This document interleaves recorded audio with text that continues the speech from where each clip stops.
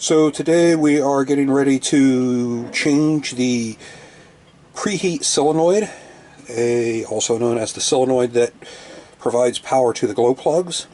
And while we're at it, assuming we can get to them pretty easily, we're going to change the glow plugs as well. So one of the quick things I wanted to say before we get started on this is make sure you disconnect your batteries. You will be dealing with areas down there that have live power going to them, so it's not out of the realm of possibilities that you will shock yourself. Next thing I wanted to show you is a quick overview of how this thing is wired up, where it is, and what this looks like down here. This is a Universal. It's an M3-20AC in a 1993 Catalina 28. This engine has a little over 800 hours on it, which is not a lot at all for how old it is. It's in very good shape. We're having to replace the solenoid because it is our fault. We just got the boat this year, and one of our keys was sticking in the ignition switch. Our unit uses a 2-position or 3-position, I guess, ignition switch: off, run, and preheat. And one of our keys was sticking in the preheat position, and so it burned out the solenoid. So as a result, the engine is really hard to start now. So we're going to replace this, and hopefully that takes care of the problem. I understand from the Catalina 28 group that a lot of the earlier engines have trailer plug connectors and some really sketchy wiring in them.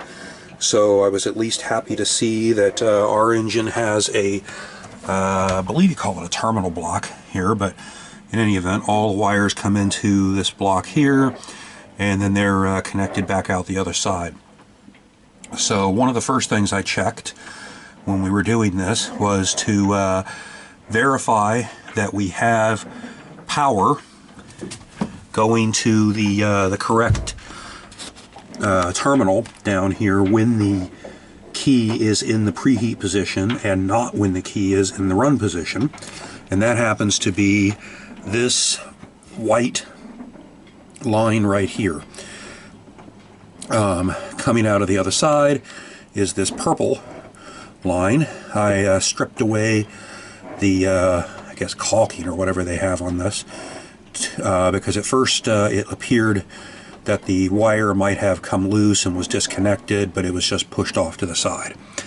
So that's one of the first things you want to check. Use a voltometer, put your positive on either one of these, it doesn't matter, and your negative on a ground. I used the one of the engine mount bolts, and validate that you get power when the key's in the preheat position, or you push your preheat switch, and not when you don't.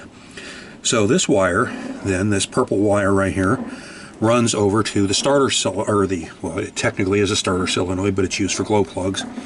Runs over to the solenoid, which is a little tight working in here, which is this right here. So it runs to one of the terminals on this. 12-volt power from the battery runs to the other side, and when the key is engaged, it'll provide power to the glow plugs. Additionally, it also provides power, as I understand it, to the fuel pump.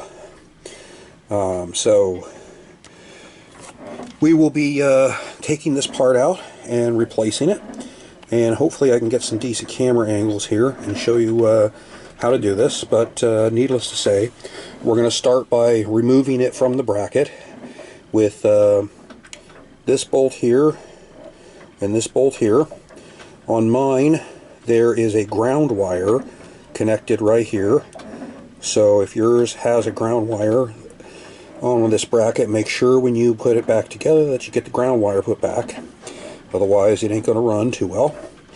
Once we get the solenoid to a position where it's out and we can access the terminals, we will start swapping the terminals over one at a time to the new solenoid.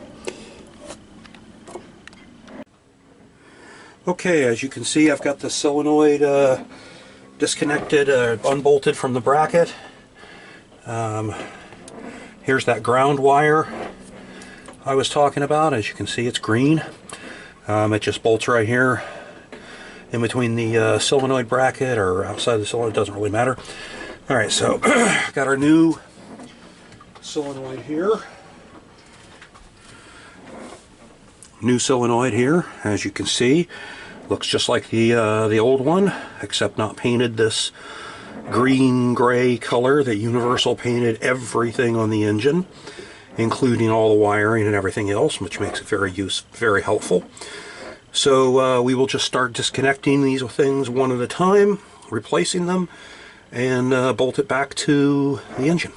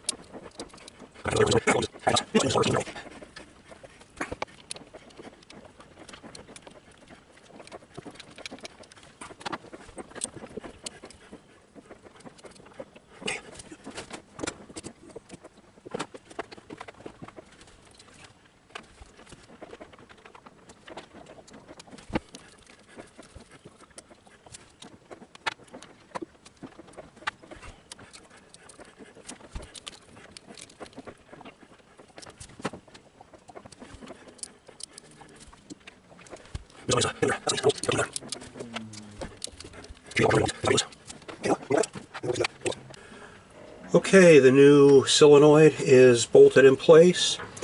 I forgot to mention when I was showing you the wiring on it that you should have power out that one side of that terminal block there. But to verify whether your solenoid is working or not, you can check to see whether or not you have power to the glow plug itself or to the S terminal on the solenoid, which is the terminal that this little green relay is not, or fuse, I'm not sure what it is not attached to. It's the other one. But you can simply check it at one of the glow plugs themselves, like right here where you can see I scratched a little bit of the paint off so I could get my volt-ohm meter on there, and was not getting power. So we replaced the solenoid. Now we're going to replace the glow plugs.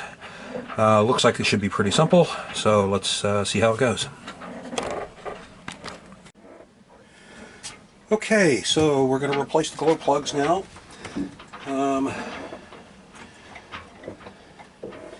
They require a 12mm deep socket.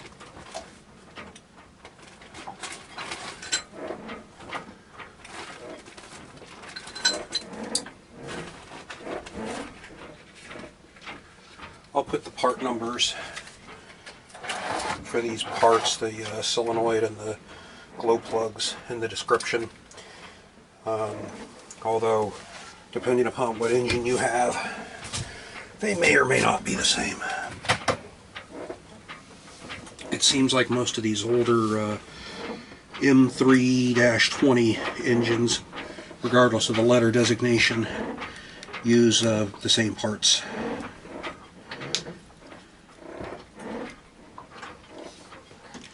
Hopefully we'll be able to get that socket down in there.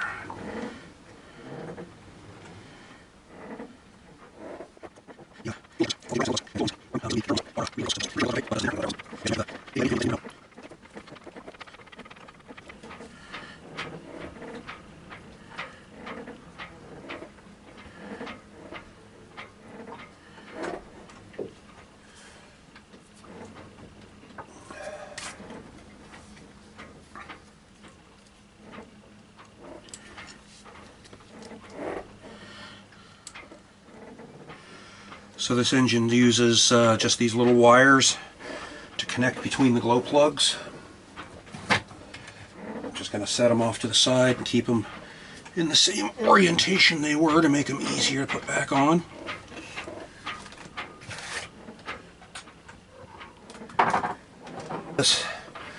Bring either a can of compressed air or a small brush. See if you can get down there and make sure none of the junk is going to fall down in the cylinder. That would not be good.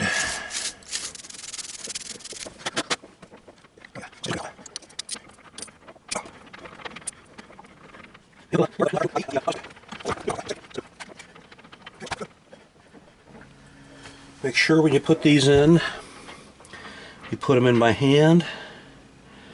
Do not try to thread them in with a ratchet, because if you get them cross-threaded, you're screwed. And make sure, like where I did not get that as clean as I wanted, make sure you don't accidentally knock anything down in there.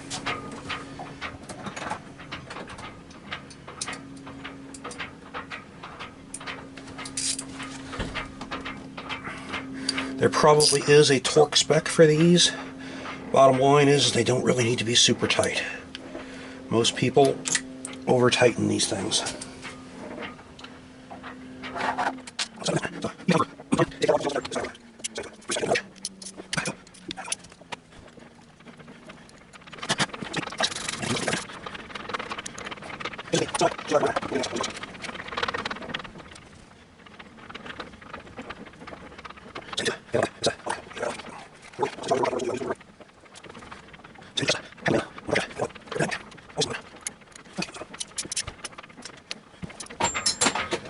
Now we can put our wires back.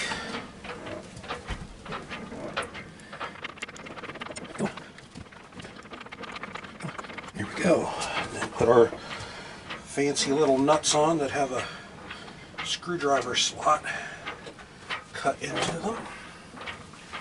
And we are done. Reconnect the battery, and this baby should start right up.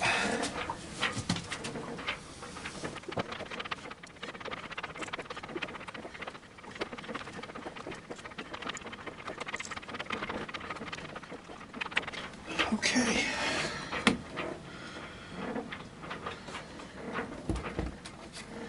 I think we are done.